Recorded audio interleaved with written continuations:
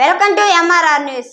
పల్నాడు జిల్లా గురజాల పట్టణంలోని జనసేన పార్టీ నియోజకవర్గ సమన్వయకర్త కటకం అంకారావు మాట్లాడుతూ రాష్ట్రంలో గత 5 రోజుల నుంచి కురుస్తున్న భారీ వర్షాల నేపథ్యంలో అనేక గ్రామాలు ముంపుకు గురి కావడం చాలా బాధాకరం అని అన్నారు. నమస్కారం. రాష్ట్ర వ్యాప్తంగా గత 5 రోజుల నుంచి కూడా అకాల వర్షాల వల్ల అనేక గ్రామాలు ముంపుకు గురయ్యాయి. అందులో భాగంగా విజయవాడ నగరం మరీ పూర్తిగా కూడా నీట మునిగిన విషయం మనందరికీ తెలిసిందే. సాక్షాత్తు ముఖ్యమంత్రి వర్యులే రంగంలో దిగి అర్ధరాత్రి వేళను కూడా లేకుండా బాధితుల దగ్గరికి వెళ్ళి వారందరినీ పరామర్శిస్తూ భోజన సదుపాయాలు కల్పిస్తున్నటువంటి వ్యక్తి శ్రీ నారా చంద్రబాబు నాయుడు గారు. నిజంగా ఈ వయసులో ఆయన పరిపాలన ఏ విధంగా ఉందో రాష్ట్ర ప్రజలందరూ కూడా ఒకసారి చూసుకోవాల్సినటువంటి అవసరం ఉంది.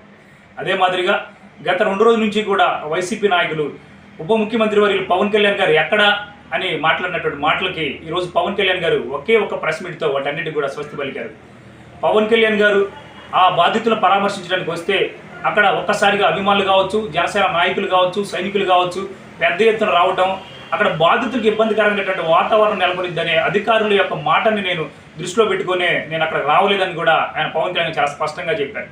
అదే మాదిరిగా భారతదేశం చరిత్రలో స్వతంత్రం వచ్చి 77 సంవత్సరాలు కావస్తున్నప్పటికీ కూడా ఏ రాజకీయ నాయకుడిని కూడా తన ప్రభుత్వ ఖజానా నుంచి సొమ్మును ఖర్చు చేయడం చూసినా తప్పితే తన సొంత నిధుల్ని అటు తెలంగాణకి ₹1 మన ఆంధ్రప్రదేశ్కి ₹1 సీఎం సహాయ నిధికి ఇవ్వడంతో పాటు తాను పంచాయతీరాజ్ మినిస్టర్ని పంచాయతీలు చాలా గ్రామాలు ముంపుకి గురయ్యాయి, ఖచ్చితంగా నా బాధ్యత కూడా ఇందులో ఉందని 400 గ్రామాలకి ఒక్కొక్క గ్రామానికి ₹1,00,000 చొప్పున 4 కోట్లు రిలీజ్ చేశాడంటే నిజంగా కూడా ఇది చాలా పెద్ద విషయాన్ని కూడా ఈ సందర్భంగా తెలియజేస్తూ జనసేన పార్టీలో పనిచేస్తున్నందుకు ఈరోజు నేను నిజంగా కూడా చాలా గర్వపడతా ఉన్నాను.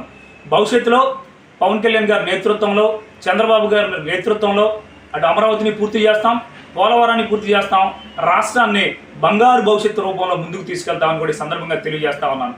అదే మాదిరిగా గురజాల నియోజకవర్గ శాసనసభ్యులు శ్రీ యలపతినేని శ్రీనివాసరావు గారు కూడా గత 2 రోజుల క్రితం ఈ అకాల వర్షాల వల్ల రైలు పట్టాల ట్రాక్ తప్పడంతో 10 రైళ్లు కూడా నడిగూడు జంక్షన్ వైపు మళ్లిస్తే ఇమీడియట్లీగా యుద్ధ ప్రాతిపదిన వారందరికీ కూడా ఆహార సదుపాయాలు ఏర్పాటు చేయాలని ఆయన పిలుపు మేరకు అందరూ కూడా నడిగూడు జంక్షన్కి చేరుకొని దాదాపు 10,000 మంది పైచీలకు భోజన సదుపాయాలు, ఫ్రూట్స్, పండ్లు, పాలు ఇవ్వడం కూడా మనందరం ప్రత్యక్షంగా చూసాం.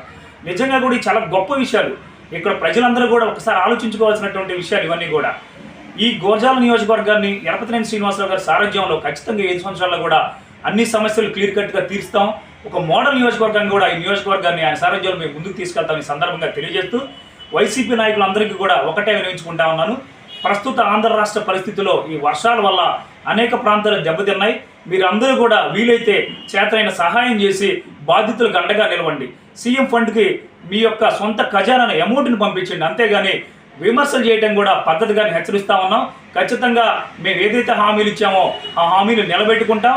సూపర్ 6 మేనిఫెస్టోలో ఉన్నటువంటి అన్ని హామీలు కూడా నిలబెట్టుకొని భవిష్యత్తులో ఏపీ పరిపాలన విధానం ఈ విధంగా ఉండాలని కూడా ఉండే విధంగా మేము ముందుకు తీసుకెళ్తాం ఈ సందర్భంగా తెలియజేస్తూ అందరికీ కూడా మరొక్కసారి వినియోగించుకుంటా ఉన్నాను. ప్రభుత్వానికి మీ యొక్క సహాయ సహకారాలు అందించి మన బాధ్యతని ముందుకొచ్చి నడుం బిగించి మన రాష్ట్రాన్ని మనమే కాపాడాలని కూడా ఈ సందర్భంగా తెలియజేస్తూ సెలవు తీసుకుంటున్నాను. జై హింద్.